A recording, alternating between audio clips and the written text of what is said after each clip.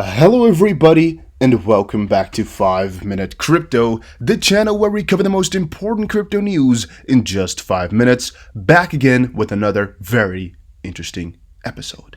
Having said that, Polkadot, wow! Polkadot has been outperforming the markets like crazy, guys. And when I say crazy, I mean really freaking crazy. It is right now in the 6th position when the majority of the people had never heard of this coin a week ago, right? They've never heard of it.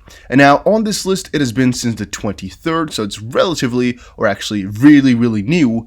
And here you can see the price was $3.80. Right now it's almost $6, meaning it almost doubled in just a span of 1 week. And I don't think I'm exaggerating when I'm saying that everybody has been excited about this coin. So even though I'm not holding any Polkadot at all, I thought it would be cool if I update you guys on the situation still, because I think that's a part of my job here, right? That I just inform you guys about what's going on, even though I might not be into it myself. Now, the main reason I bought is because I don't know whether it can fall down a little bit again. That was just too late. You know, people always tell you, and I'm like, yeah, sure, you know, because whenever people come to me about coins, you know, which happens 15 times a day, it's mostly just coins that they are paid to promote, right? And I'm like, you know, I don't want to associate myself with you.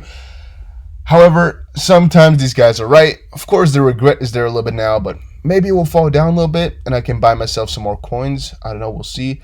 It's founded by Ethereum's co-founder, and yeah, it's looking pretty damn juicy as of this point, guys. Not gonna be lying. Then, a lot of people were really upset by the definition given by the US SEC about an accredited investor. While many gave positive feedback, some say the new rules don't go far enough. So, on the 26th, the SEC announced that the accredited investors definition would now be based on professional certifications, designations, or credentials, or other credentials issued by an accredited educational institution. Under the old definition, accredited investors needed to have either $1 million in net worth or a stable income of at least $200,000 per year. So the difficult point here is, what gives yourself a professional certification to be an accredited investor? Because I'm like, if you've studied, for example, like me here, you've done some like econometrics or data science, you know about predicting and markets and all of that, maybe a little bit about investing. Are you then an accredited investor because you have some credentials in the field, or should you really be, you know, like have a degree or a certification in certified investor from like, I don't know, like an FTA, a finance program or something like that, maybe an edX course? Or how does that work? Should you have done just one finance course and you're done? Or how does that work? And the second part, of course, is a lot easier, because earning $1 million over your lifetime to make yourself an accredited investor, or making $200,000 a year, is not the most difficult part, right? I'm not going to say $200,000 a year is easy, all right? Maybe, depends. I think everybody can do it. Everybody is watching this video right now. Again, I've explained it a couple of times. That's why I'm also starting up another channel here to explain to you guys how I think it's a lot simpler to do through Instagram, because that's the way I do it. And it would just be a lot easier if you're then called an accredited investor, or at least you kind of have some power behind your name. On the contrary, though, if you're making $200,000 a year, doesn't mean you're good at anything at all. Like, it doesn't really mean you should have any status on top of your name, because you could be like a medic, for example. You're earning yourself that much money, and all of a sudden you can also become a accredited investor, which maybe doesn't really make sense. But you guys get me, right? It's like, I think it's to a certain degree really good, to a certain degree really bad. US moves to seize 280 crypto accounts tied to North Korean hacks. You know, as I said before, I don't know if it's really North Korean hacks, right? I mean, if it's the US government who's putting up these things, North Korea ain't gonna come back, say, no, it's not us, or say, yeah, that's us. So they could just always be it themselves and claim it's North Korea, because who's gonna know? Chainlink memes take center stage on crypto Twitter.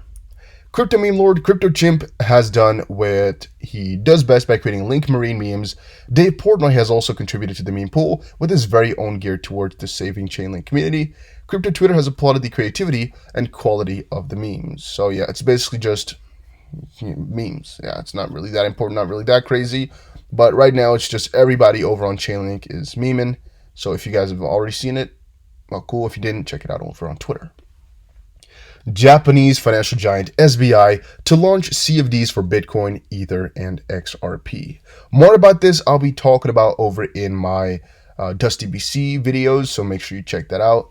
and undervalued, Bitcoin should hit $500,000, says Winklevoss twins. Technological advances in space exploration hinder the allure of gold as hedge against the fiat inflation, while increasing Bitcoin's value, say the Gemini founders.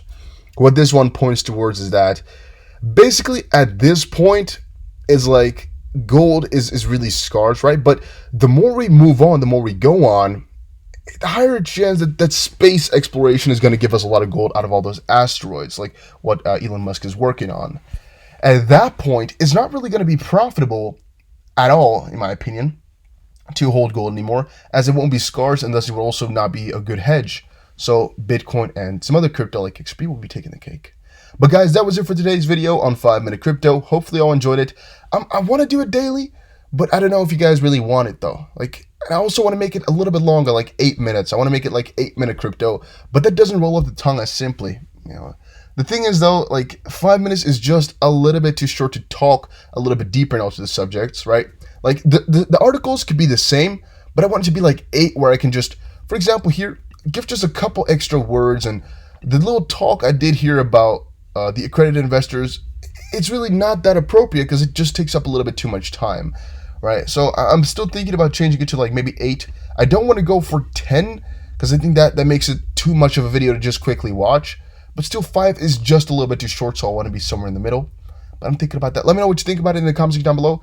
It's like also the watch time of these videos is averagely 2 minutes, which like people listen to me for just 2 minutes. I mean, it should be at least 4, maybe 5, right? But yeah.